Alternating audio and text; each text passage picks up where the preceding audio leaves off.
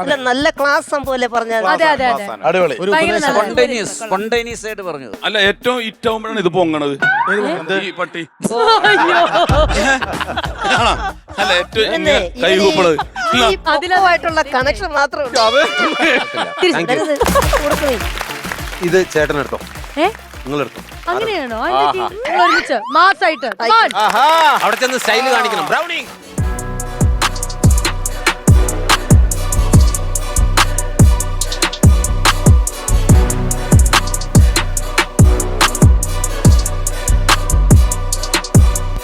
അപ്പൊ സുരേഷ് ചേട്ടാ ഒരിക്കൽ കൂടി ഒഫീഷ്യലി വെൽക്കം ചെയ്യാണ് നമ്മുടെ ഫാമിലിയിലേക്ക്.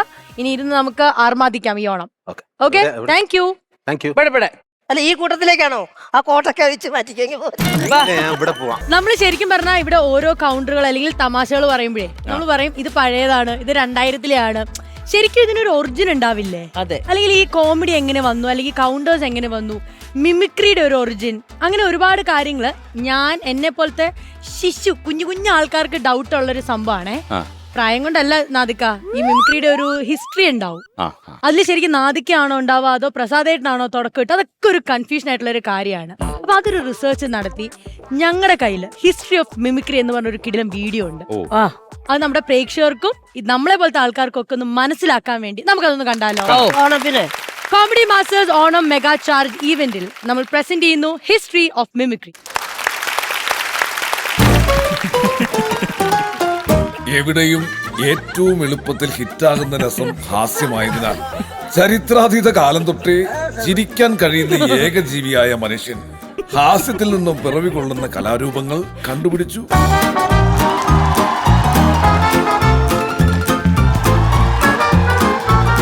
ബുദ്ധിജീവികൾ പണ്ടേക്ക് പണ്ടേ ഇത്തിരി കൂടുതലായ മലയാളക്കരയിൽ ആ ഹാസ്യം ആക്ഷേപഹാസ്യമായി.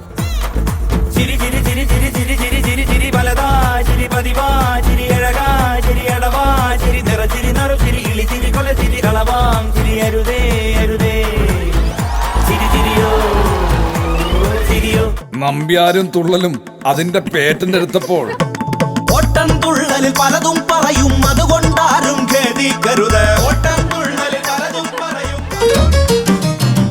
സ്ലാപ്സ്റ്റിക് കോമഡിയുടെ കൈപിടിച്ച് സർക്കസിൽ കോമാളിയും നാടകങ്ങളിൽ വിദൂഷകനും ചിരിയുടെ റൂട്ട് തെളിച്ചപ്പോൾ 70s ആ റൂട്ടിലേക്ക് പുതിയ സ്റ്റാർട്ടപ്പുമായി മിമിക്രി എത്തി. സാക്ഷാൽ ഗാനഗന്ധർവന്റെ ഗാനമേളക്കിടയിലും KPSCയുടെ നാടകത്തിന്റെ മുന്നിലും ഒറ്റ ഇരട്ട പട്ടാളങ്ങളായി കോമഡിയുടെ റൂട്ട് മാർച്ച് നടത്തിയവർ പിൽക്കാലത്ത് മറ്റു മേഖലകളിൽ അതിപ്രശസ്തരായി.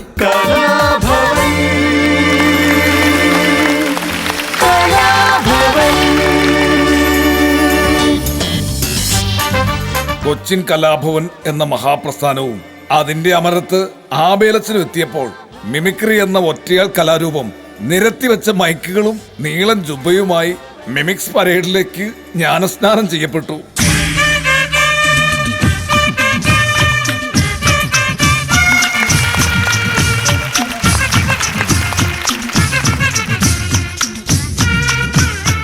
പുട്ടിന് പീരസമവാക്യത്തിൽ മറ്റ് പരിപാടികൾക്കിടയിൽ ജാമായി മാത്രം അവതരിപ്പിക്കപ്പെട്ടിരുന്ന മിമിക്രിക്ക് അങ്ങനെ 70s അവസാനത്തിലും 80s തുടക്കത്തിലും കേരളത്തിലുടനീളം റെഡ് കാർപ്പറ്റ് സ്പേസ് ലഭിക്കാൻ തുടങ്ങി.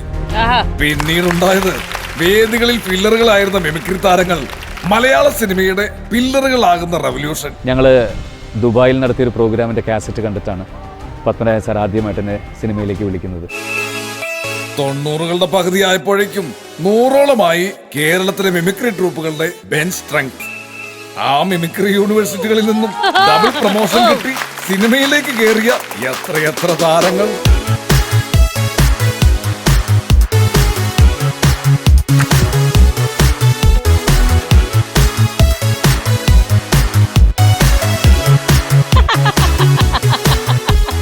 സ്കൂൾ കലോത്സവങ്ങളിലെ ഈ ഗ്ലാമർ ഐറ്റം പിന്നീട് സാമൂഹിക വിമർശനങ്ങളുടെ കുറിക്കുകൊള്ളുന്ന പാരഡികൾ ഒരുക്കി ഓഡിയോ കാസറ്റുകളിലൂടെ മലയാളികളുടെ ഹൃദയത്തിൽ ചിരിയുടെ എവർഗ്രീൻ കലയായി.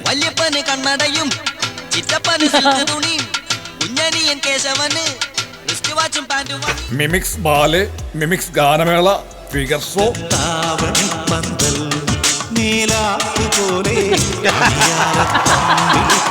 തുടങ്ങി മിമിക്രി ലാബിൽ സക്സസ് ആയ വെറൈറ്റി എക്സ്പെരിമെന്റുകൾ ലോകത്തിൽ മിമിക്രിക്കാർക്ക് മാത്രമായി അസോസിയേഷൻ ഉള്ള ഇന്ത്യൻ മിമിക്രിയുടെ ഏക ആസ്ഥാനമായ നമ്മുടെ കൊച്ചു കേരളത്തിൽ ലേറ്റസ്റ്റ് സെൻസേഷനായ സ്റ്റാൻഡപ്പ് ഷോകൾ ജെൻസി കിഡ്സിന്റെ വരെ കയ്യടി നേടുന്നു.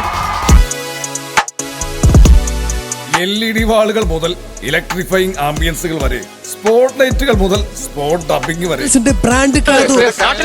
ന്യൂജൻ മിമിക്രിക്കാർ പുത്തൻ ടെംപ്ലേറ്റുകൾ പണിത് മുന്നോട്ട് കുതിക്കുന്നു. എന്റർടൈൻമെന്റ് എക്സ്ട്രീമിൽ ഇനിയും തുടരുക തന്നെ ചെയ്യും ഈ കലാരൂപം. ആദ്യമായി നമ്മൾ ഈ ഭൂമിയിൽ കാണുന്ന സ്വന്തം അച്ഛനെയും അമ്മയെയും അനുകരിക്കാൻ ശ്രമിക്കുന്ന ഒരു കുഞ്ഞ് നമ്മളിൽ ഉള്ളിടത്തോളം കാലം അമ്മ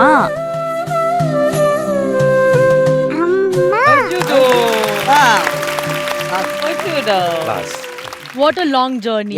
ശരിക്കും പറഞ്ഞാൽ ഒരു ഈ പറഞ്ഞ പോലെ 70s തന്നെ ഇപ്പോഴത്തേക്ക് നോക്കുകയാണെങ്കിൽ പല കാലഘട്ടം പല ഫോർമാറ്റിൽ വന്നു. ഇപ്പൊ പറഞ്ഞ സ്റ്റാൻഡപ്പ് കോമഡി ഡിജിറ്റലായി, സ്റ്റേജായി, ടെലിവിഷനിലൂടെയായി, അതിന്റെ സിറ്റ്കോംസ് ഉണ്ട്. അങ്ങനെ ഒരുപാട് കാര്യങ്ങളിലേക്ക് ഈ യാത്രകളിലൊക്കെ ഉടനീളം ഉണ്ടായിരുന്ന ഒരുപാട് ആൾക്കാർ നമ്മുടെ കൂടെയുണ്ട്. എന്ത് തോന്നുന്നു അതൊക്കെ ഇതിപ്പോ കണ്ടപ്പോ? ശരിക്ക് ഈ ഫോട്ടോസും കാര്യങ്ങളും അല്ലെങ്കിൽ ഈ ജേണി ഇപ്പോൾ നമ്മളിവിടെ കണ്ടപ്പോൾ ഇതൊക്കെ നമ്മളുടെ സീനിയേഴ്സ് ആയിട്ടുള്ള അല്ലെങ്കിൽ പണ്ട് ഇപ്പോൾ KSP ഇവിടെ ഇരിപ്പുണ്ട്. കലാഭവനിൽ മിമിക്രി നടന്നുകൊണ്ടിരുന്ന സമയത്ത് ഇവരുടെ റിഹേഴ്സൽ കാണാൻ വേണ്ടിയിട്ട് അതിൻ്റെ ജനലിൽ കൂടി ഒളിഞ്ഞു നോക്കി റിഹേഴ്സൽ കണ്ടിരുന്ന ആൾക്കാരാണ് ഞാനൊക്കെ.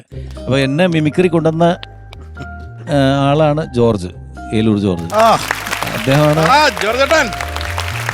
അദ്ദേഹം കാരണം ഗാനവിളക്ക് പാട്ട് പാടിയിരുന്ന നമ്മളെ ഒരു കാരണക്കാരനായിട്ടുള്ള ജോർജും രമേശ് കുറുമശ്ശേരി. പിന്നെ വീഡിയോ കാസറ്റുകളിലൂടെ ഞങ്ങളെയൊക്കെ ഞാൻ, ദിലീപ്, ഷിയാസ്, അശോകൻ ചേട്ടൻ, അങ്ങനെ ഒരുപാട് പേർക്ക് വീഡിയോ കാസറ്റുകളിലൂടെ അവസരം തന്ന ആളാണ് KS പ്രസാദ്, KSP. അപ്പോൾ അങ്ങനെയൊക്കെ തന്നെയാണ് ഞങ്ങളുടെയൊക്കെ ജേണി. അല്ലെങ്കിൽ ദൈവാനുഗ്രഹിച്ചിട്ട് ഇവിടെ ഇങ്ങനെ ഇരുന്ന് നമ്മൾ സംസാരിക്കുന്നതിന് കാരണക്കാരായിട്ടുള്ള വ്യക്തികളിൽ പലരും ഇവിടെ നമ്മുടെ മുമ്പിലുണ്ട്. പിന്നെ അതിന് ശേഷമാണ് നമ്മളൊക്കെ പലർക്കും കാരണക്കാരായി വന്നത്. അത്രേ ഉള്ളൂ.